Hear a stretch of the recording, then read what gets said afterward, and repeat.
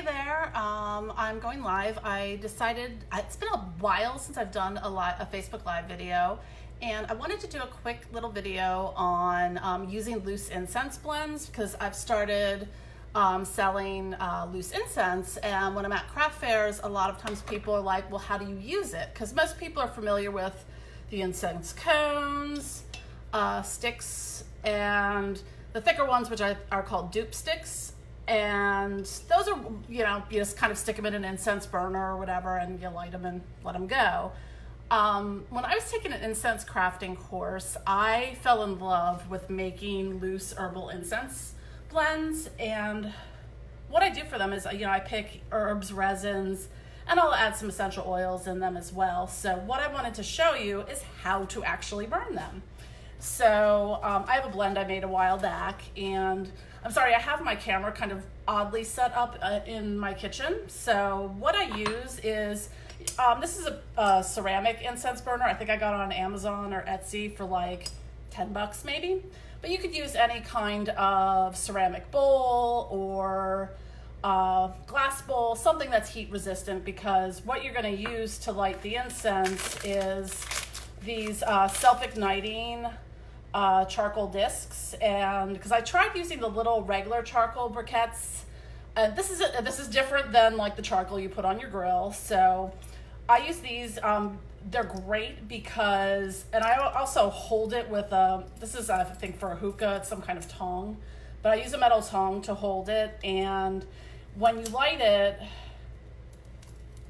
I don't know if you can hear, but it'll start kind of making a crackling sound. And I prefer to hold it with this so I don't burn myself. So I don't know if you can see, there's little, get you in front of the camera, I don't know if I can focus right, but it'll start sparking a little bit. It takes a second to get it fully lit. There we go. So now you can see it's smoking a little bit. Occasionally it'll go out, but so what I do then is I put that in my little incense burner. And I'll take maybe a teaspoon at a time. It depends how much you want of your incense blend. This one I made a while back when I was first learning how to make loose incense. So I'll just hold this up before it gets a little too hot. So I don't know if you can see in there well, but you'll put the loose incense on and around the charcoal disc. And you can see right away, I mean, there's a lot of smoke coming off of it. More so than you would get from, your regular cone or stick incense. And I find it just makes it's a much more interesting experience with burning incense, and it lasts a lot longer than, any of your stick incense or cone incenses would do. Hi, people who are watching. I can't respond right now because I have my camera turned sideways, so all the messages are coming in sideways, and I'm not good at reading in sideways directions. So usually what I'll do, and this is a little more of an interactive experience with this, is, as I'm burning the incense, whether I'm using it for like meditation or if you're doing like spells or rituals or anything like that, is that I just find the experience of it so much more engaging than just lighting an incense stick and, leaving it in the room. So as you're burning the incense, you'll see it'll start, the loose herb will start burning, getting a little charred. So, if you want to add a little bit more, depending on whatever, the purpose of doing the incense. In the incense blends that I make, this is about, weight-wise, it's about an ounce of incense, and this will last a really long time, as opposed to, a stick incense, which will last like 10 minutes when you're burning it. So what I do then when I'm done burning my incense, and if you have a lid for it, if you have like an actual ceramic incense burner, you can put the lid on and the smoke will kind of come through the porous areas. And what I'll do when I'm done with this is I will take the leftover kind of charred remains of the incense. I'm just gonna put the rest of this in here.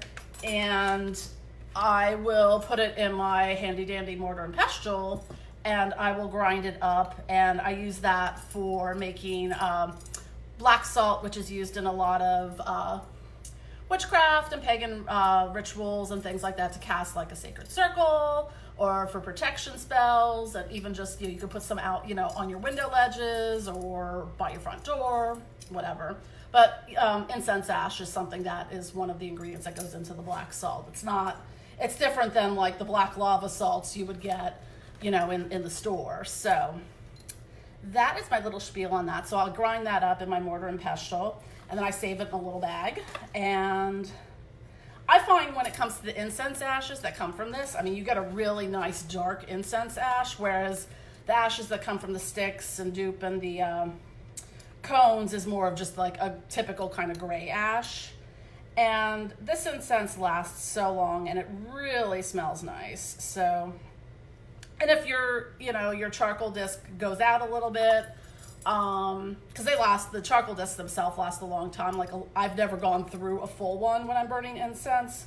So you can always, leave it. You could try to relight it. Sometimes it's a little finicky with that if you have the self-lighting kind.